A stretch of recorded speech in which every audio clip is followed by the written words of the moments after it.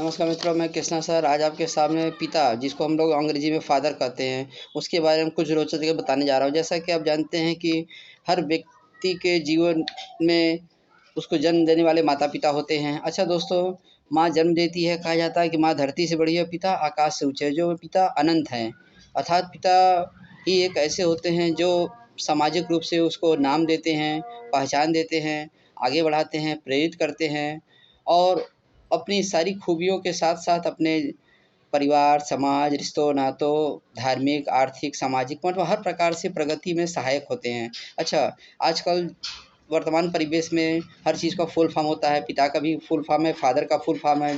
जैसे कि आप इसको ऐसे समझ सकते हैं कि follower, adviser, teacher, honourable, energetic, really great मतलब कि पिता एक ऐसा व्यक्ति है, पिता एक ऐसा कह सकते हैं इंसान हैं जो आपके लिए सच्चा साथी बन सकता है, आपका एडवाइज़र बन सकता है, आपका शिक्षक बन सकता है, आपके प्रति हमेशा समर्पित रहता है, ऊर्जावान है और सचमुच में महान है। क्योंकि देखते हैं कि अगर छोटी-मोटी चोट लग जाती है या कोई दुर्घटना हो जाती है, हम लोग कहते हैं, "अरे माँ! अरे मम्मी!" लेकिन अगर कोई बड़ा ट्रक गुज़र जाता है, बड़ा हादसा हो जाता है, तो हम लोग कहते हैं, "अरे बाप रे बाप! कितना बड़ा है, कितना बड़ा हादसा हो गया, कितना ऐसे हो गया, कितना वैसा हो गया।" तो हम लोग के मुँह से पिता शब्द के बारे में ही निकलता है, जिसको हम लोग बाप कहते हैं, पिता कहते हैं, तात कहते हैं, जनक कहते हैं, माने तमाम ऐसे संबोधन वाले शब्द हैं जो सम्मान सूचक शब्द हैं जो करते हैं। अच्छा, पिता हमेशा अपने बेटों का ख़्याल करता है, अपनी बेटियों का ख़्याल करता है, अपनी पत्नी का, अपने बच्चों का, अपने माता-पिता का, सबका ख़्याल करता है, लेकिन वो खुद के बारे में ज़्यादा नहीं सोच पाता। क्यों? क्योंकि अगर उसके माता की मृत्यु हो जाती है, तो उसको अपना परिवार सँभालना है, उसको अपना घर सँभालना है, तो वो गंभीर होकर रोने नहीं लगता है। वो अपनी ज़िम्मेदारियों को समझने के लिए तैयार रहता है। अगर उसके घर में, परिवार में कोई दुर्घटना हो जाती है, तब भी वो अपने आप को सँभालता है और अपने परिवार के लोगों को सँभालता है। अच्छा दोस्तों, पिता ही एक ऐसा होता है जो बच्चे की नए कपड़े दिला देता है, उसके शौकों को पूरा करता है, लेकिन खुद वह फटे-हाल अर्थात फटी बनियान पहनता है। जैसा भी मतलब रफ-टफ उसका जीवनचर्या है, उसी तरह वो रहना चाहता है। ये सिर्फ़ अपने सामाजिक परिवेश की बात नहीं मैं कर रहा हूँ, ये पूरे सामाजिक विश्व परिवेश की बात कर रहा हूँ कि आप देखे होंगे ज़्यादातर घरों में ज़्यादातर अच्छे से अच्छे लोग भी होते हैं, तो भी वो अपने बच्चों के लिए, अपनी बेटियों के लिए नया गाउन ला देंगे, उनका नया ज़रूरत का पूरा कर देंगे, लेकिन अपने वही फटे-हाल पुराने रहते हैं, कहते हैं नहीं ठीक है, मेरा काम चल जाएगा, तुम लोग पहनो, तुम लोग अच्छे से रहो, तु तुम लोग को देखने आ रहा है, हमको थोड़ी ना कोई देखने आ रहा है। तो मतलब ऐसे संबोधन करके, ऐसे बातचीत करके वो करता है।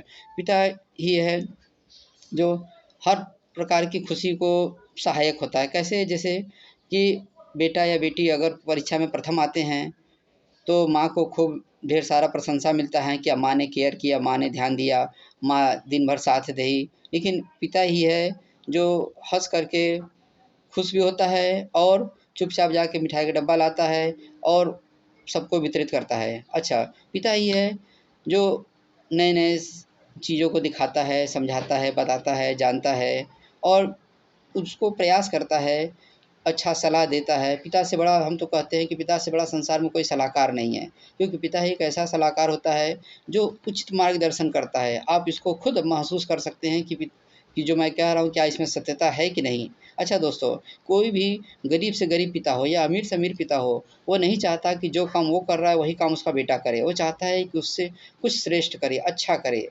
अच्छा, वो हमेशा जीवन की सीख में यही बताता है कि परोपकार करो, दया करो, धर्म करो। आप किसी भी जाति धर्म के हों, किसी भी समुदाय के हो, किसी भी देश के निवासी हो, ये मायने नहीं रखता। मायने ये रखता है कि इंसानियत, कि वो अच्छा गुण आपको बताता है। जैसे आजकल दोस्तों जानते हैं, आजकल कहा जाता है जैविक पिता। जैविक पिता मतलब कि आजकल बहुत सारे लोगों में भ्रांतियाँ आ गई हैं कि हाँ, जैसे ये पिता का स्वभाव लड़के के स्वभाव से अलग हो गया। लड़का आजकल पिता के जैसा जैसे पिता दयालु हैं, परोपकारी हैं, धार्मिक हैं, अच्छे स्वभाव के हैं और लड़के उनके उनसे विपरीत निकल गए। तो कहा जाता है ये जैविक पिता नहीं है क्या?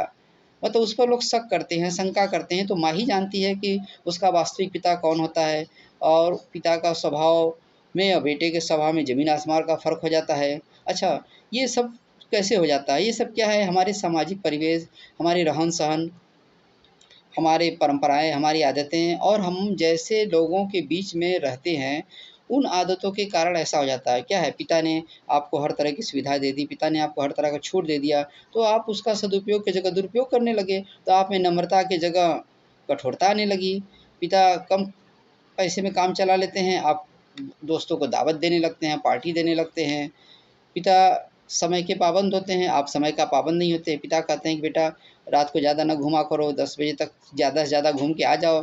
तो बेटा है कहते हैं अरे पिताजी डरने की कोई बात नहीं है, आजकल तमाम साधन हैं, ऐसे हैं वैसे, मतलब तमाम बातें बना करके, बहाना बना करके वो पिता की बातों को नज़रअंदाज करना चाहते हैं। लेकिन क्या ये उचित है? ठीक है, अगर उनको लगता है तो उचित ही होगा, लेकिन हमें तो नहीं लगता कि उचित है। अच्छा, पिता ही एक ऐसा होता है जो अपनी पत्नी, अपने बच्चों, अपने माता-पिता, अपने घर परिवार को सँभालता है। और पिता का चले जाना, एक असामयिक मौत हो जाना, या पिता का किसी दुर्घटना में हो जाना, या उसको डॉक्टर ने सलाह दे दिया कि आपको ये समस्या है, आपको ये गंभीर बीमारी है, आप रेस्ट करिए, लेकिन वो रेस्ट नहीं कर पाता है। क्यों? क्योंकि उसको पता है कि घर की आवश्यकताओं को पूरा करना है, घर की ज़रूरतों को पूरा करना है, सभी का ध्यान रखना है। इसलिए वो अपनी ज़रूरतों को नज़रअंदाज कर कर के परिवार के लिए समर्पित रहता है। तो हम तो यही कह सकते हैं कि पिता एक अच्छा सलाहकार है, पिता एक समर्पित है, पिता एक ऊर्जावान है, पिता एक ऐसा शिक्षक है जो आपको हर राह पर शिक्षा देता है। इसलिए पिता की बात को मानना, सुनना, समझना ज़रूर चाहिए।